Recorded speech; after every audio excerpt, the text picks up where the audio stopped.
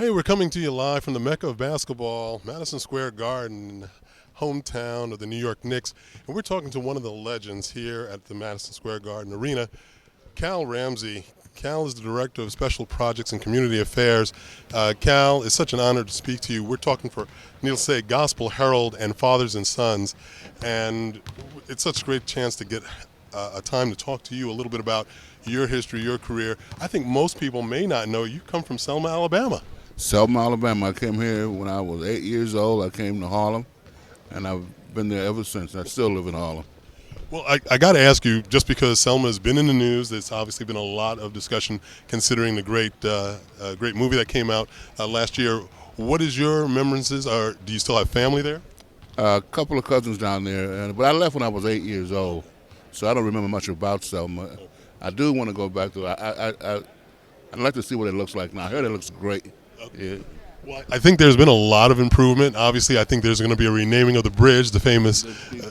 Right. Same block as that bridge. Oh my gosh. About 3 blocks away. Okay. And I also attended the march on Washington with Will Chamberlain. Sure. One day, Will T called me up and invited me to come down with him to go to the march, and we had a wonderful time. Well, I got to ask you, I mean, there's obviously been a difference throughout the generations in terms of players and their feeling about social responsibility, things that were so important back in the day. How do you think things have changed? Do you think they're getting better? I do think things are changing now. Players are more involved in community activities now. I think it started back in those days, the march on Selma down there. I recall Will Chamberlain, Bill Russell were very active, Muhammad Ali. That kind of started it going now, and players are much more involved these days. Well, I mean, we're seeing activity on some of the college campuses, those kids at Mizzou standing up and really supporting their fellow students, talking about racial bias and the fact that they don't want to be a part of that. And they protested and actually got some things changed. It's great. I think your generation helped to get that going.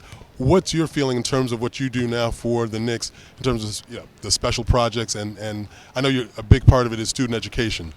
I'm a firm believer in education. As a matter of fact, when I would go out to talk to youngsters in schools or recreational activities, facilities, I always end my little talk with, you play hard, but you study harder. Education is so important for young people. You don't have to be an NBA player in order to be successful in life, or an NFL player, but you do need an education to be successful. You mean so much to the folks here, Cal. I know it's got to be a big thrill for you when you come back through the Garden. Those days in the 70s and 80s when you were announcing for the Knicks, how do you think things have changed, and what do you think of the present team? Oh, the team is terrific. The team is coming back. I've been through a lot. I did the last championship game on TV when the Knicks beat the Lakers out there. But things got really bad for a while. We had some terrible teams. We had some good teams in the 80s with Patrick and Oak and Mason, those guys. We went down again, but now I think Phil Jackson's done a terrific job. He drafted a kid that nobody heard of hardly. Turns out to be a sensation. He's playing great. We have a very nice bench of players. Alan Afaro is doing a terrific job. I think the team now is on the way to becoming really good again. Carmelo is doing a great job. Well, I mean, and in terms of announcing, is Walt holding it down okay? How's Clyde doing? Well, I did it. I did it for 10 years now. I did 3 years with Bob Wolf, 1 with Dick Stockton, 3 with Andy Munster, and 3 with Marv Alpert. Wow. So I did 10 years of broadcasting, and I missed 1 year. But Clyde is doing a great job. I don't have a wardrobe like his, nor do I have the vocabulary like he has. But I have a decent vocabulary. No question about it, and no one's got a wardrobe like Clyde. Needless to say, we love Clyde. But you got a chance to teach some of those guys a few things. I know Marv Albert must have took some notes. What's your zest or desires now? What are your hobbies outside of being here at the Knicks? You got it. I mean, my hobbies they're still basketball. I also work with New York University as an assistant coach. I've been doing that for 25 years. So I go to every NYU game, I go to every Knicks game, and I go to 3/4 of the Liberty games. Okay. So as you can see, I just did basketball. Well, let me just ask you quickly. I mean, since you mentioned the Liberty, because that's something that, we have a lot of talk about, what is needed for the WNBA to get a little bit more recognition, for them to get a bigger spotlight. What do you think needs to help out the women's game? I don't know. The game has improved so much. I mean, when they first started, they couldn't shoot it. I mean, overall, they couldn't shoot at all. These girls now can play. I mean, they can really play. They shoot the ball well. They play a good brand of basketball. I think marketing and getting people in to see them, more exposure, because they do play a good brand of basketball. I mean, you think a little more airtime on the big network?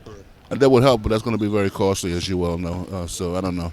They need to be exposed to the general public more. For sure. Because they can play. If you see them play, you're going to enjoy it. No doubt. Cal, I just got to ask, who are the favorite players that you like to watch today? Let me get it.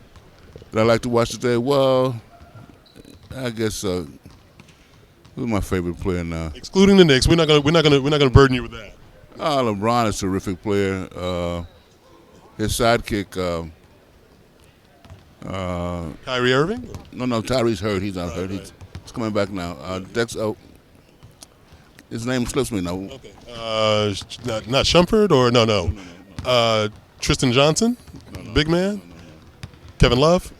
Not Kevin Love, but my favorite player right now is LeBron. Oh, okay. Yeah. What do you think about the job that Steph Curry did in a smaller size, undersized, but they're the champs and they're defending? He is awesome. That kid is terrific. He's probably the best player in the league right now, even though LeBron is a bit more physical. This kid is a little slight kid. He shoots threes, got a quick release, he handles the ball great, shoots off the dribble great. I mean, he's really impressive. Does he remind you at all of Tiny or any of the ball players back in the day who, were a little smaller? To tell you the truth, I think he's better than all those guys. And he's one of the best players I've ever seen, really. And Tiny was wonderful. I'm glad you mentioned his name because Tiny and I do a lot of work together, occasionally. He's one of the few guys who lives in our community. Not few, but he's always out there to help the kids. He's always available. You don't have to pay him a whole lot of money. Don't pay him any money. Call him and he'll come. Can you get him to come down here to the Garden? Does he come down to the Garden at all? Not very often. I see him a lot in the summer, but not down the Garden very often. Well, give him a call, Cal, and let him know because we'd love to get him on camera and love to talk to him. I'll do my best because he's a terrific guy. No question. You're a terrific guy, Cal. Thank you so much for giving us some of your time. We're going to do this again soon. Really appreciate it. You do a great job, man. No. We love it. This is Glenn Gilliam for Fathers and Sons and Gospel Herald, and this was a legend, Cal Ramsey. We'll be back at you.